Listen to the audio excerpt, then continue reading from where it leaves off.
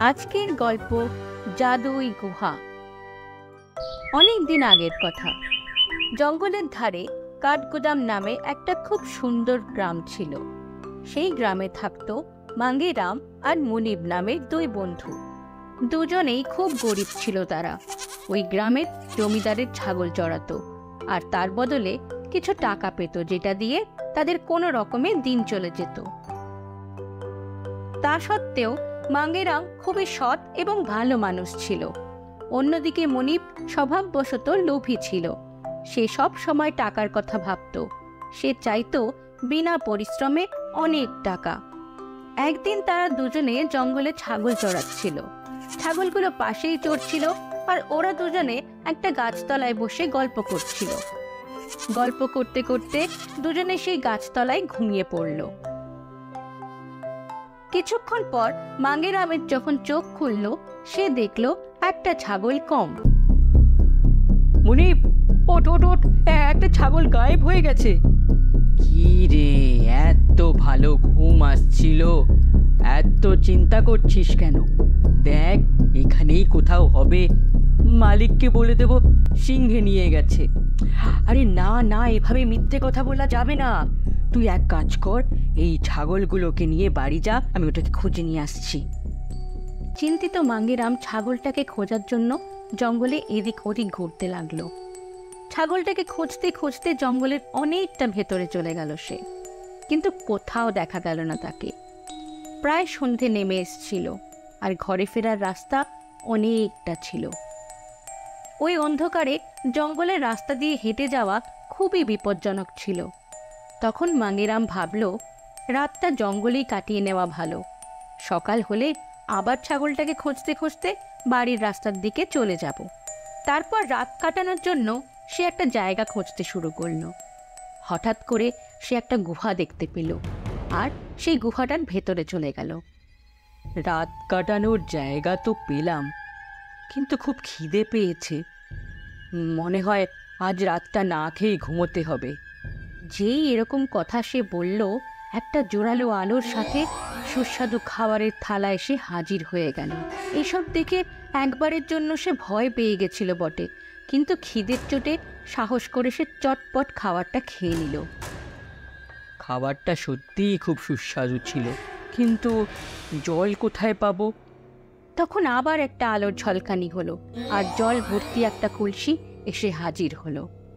এটা দেখে মাঙ্গেরাম বুঝতে পারল যে সেটা কোনো জাদুর গুহা, আর সে যা ইচ্ছে জানায় সেই গুহাটা সেটা সঙ্গে সঙ্গে পূরণ করে।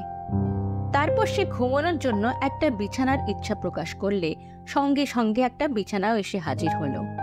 এটা দেখে সে খুব খুশি হয়ে গেল আর ওই বিছানায় শুয়ে ঘুমিয়ে পড়ল। সকাল হতেই সে বলল, হে জাদুর গুহা, আপনাকে অনেক অনেক ধন্যবাদ। ব্যাস, আমার ছাগলটা পেয়ে যাই তো। তক্ষুনি একটা তেজ আলো ফুটে উঠল আর তার ছাগলটাও প্রকট হলো। ছাগলটা পেয়ে সে খুব খুশি হয়ে গুহাটাকে আবার ধন্যবাদ জানিয়ে ছাগলটাকে সাথে নিয়ে বাড়ির দিকে ফিরে গেল। মাঙ্গেরামকে ছাগল সমেত ফেরত আসতে দেখে মুনিব অবাক হয়ে গেল। কাল থেকে গায়েব তুই, কোথায় গেছিলি? আর এই ছাগলটা তুই কোথায় পেলি? তারপর মাঙ্গেরাম মুনিবকে রাতের সমস্ত ঘটনা জানালো। এটা শুনে মুনিব মনে মনে ভাবল, মাঙ্গেরামটা বোকা যে জাদুর গুহা থেকে শুধু একটা ছাগল চেয়ে নিয়ে চলে এলো।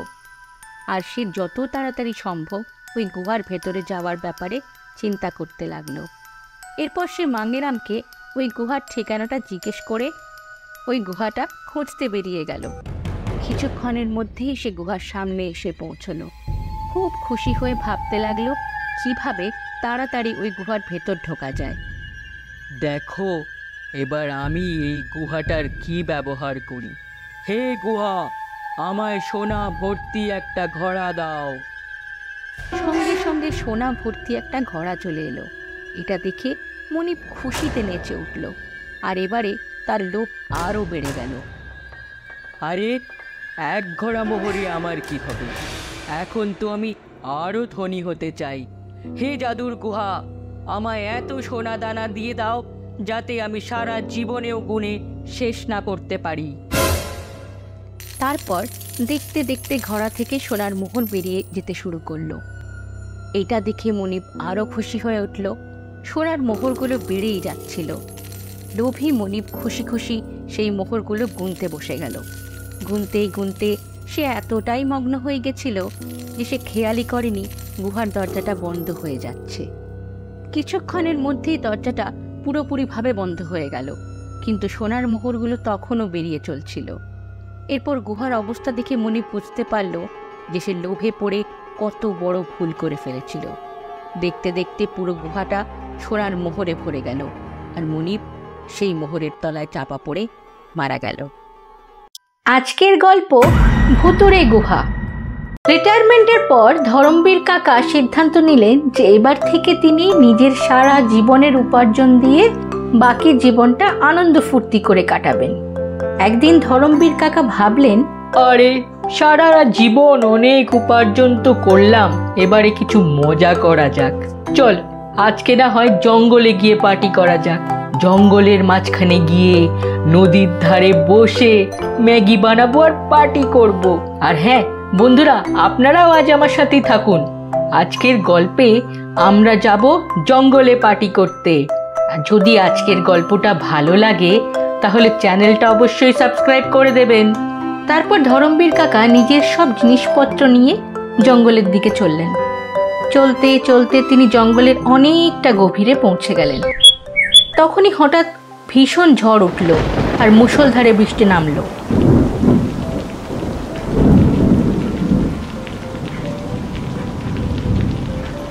কাকা বুঝতেই পারেননি এমনটা হতে চলেছে। এবারে বৃষ্টি থেকে বাঁচতে তিনি এদিক ওদিক দেখতে লাগলেন। তখন কাকার নজর পড়ল গিয়ে একটা গুহার দিকে, আর ধরমবীর কাকা বৃষ্টিতে ভেজার থেকে বাঁচতে সেই গুহার ভেতরে ঢুকে পড়লেন। ভেতরে ঢুকে কাকার নজরে পড়ল সেখানে রাখা একটা বোতলের ওপর।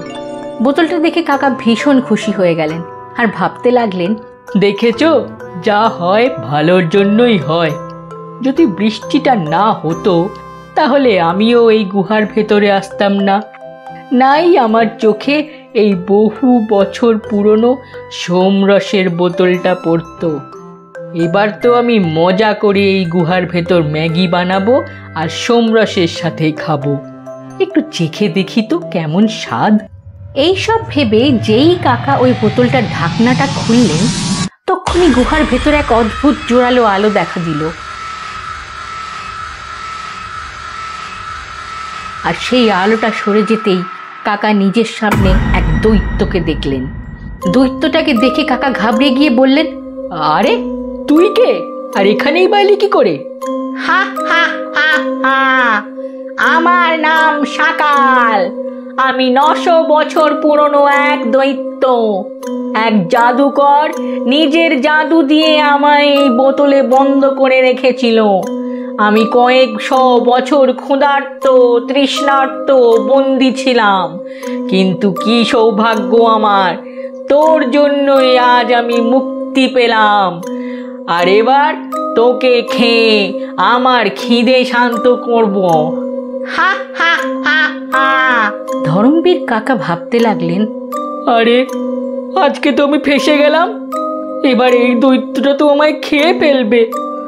আমি এবার কি করে নিজের প্রাণ বাঁচাই? ঠিক তখনই কাকার মাথায় এক বুদ্ধি এলো, আর কাকা বললেন, আচ্ছা মিথ্যুক কোথাকার, এত বড় মানুষ কি করে এই বোতলে ঢুকতে পারে? অন্তত মিথ্যে কথা আমায় বলিস না। আমায় খেতে চাস তো খেয়ে নে, আমি মানি না যে তুই এই বোতল থেকে বেরিয়েছিস। মিথ্যুক কোথাকার।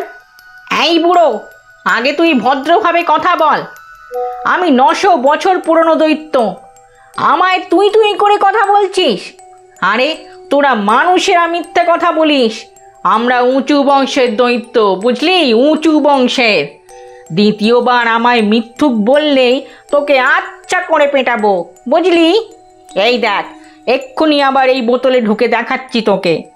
তারপর তাড়াহুড়ো করে দৈত্যটা নিজের রূপ ছোট করে বোতলের ভেতর ঢুকে যায়। যেই সে পুরোপুরি বোতলের ভেতর ঢুকে গেল, ধর্মবীর কাকা ভালো সুযোগ দেখে বোতলের ঢাকনাটা বন্ধ করে দিলেন আর বললেন, হা, আরে বাছা, খাওয়ার আগে আমার পুরো নামটা তো জিজ্ঞেস করতিস। আমি কে? আমার নাম ধরমবীর কাকা। তুই হতে পারিস সাকাল, কিন্তু আমিও হলাম মহাদেবের ভক্ত। তারপর কাকা সেই বোতলটা সেখানেই রেখে নিজের বাড়ির দিকে চলতে শুরু করলেন, আর যেতে যেতে বললেন, আরে ভাই, তোমাদের জন্য এই ভিডিওটা বানাচ্ছিলাম। দেখো, এই দৈত্যটা আজকে আমাকেই খেয়ে ফেলতো। চলো এবার চটপট সাবস্ক্রাইব করে নাও, আর লাইক করতে তো একদমই ভুলবে না। আজকের এই গল্পটা ভালো লেগে থাকলে লাইক বাটনটা প্রেস করুন, আর সাবস্ক্রাইব করতে একদম ভুলবেন না যেন। তাহলেই আরও অনেক অনেক মজার গল্প নিয়ে আমরা আবার হাজির হব আপনাদের কাছে। ধন্যবাদ।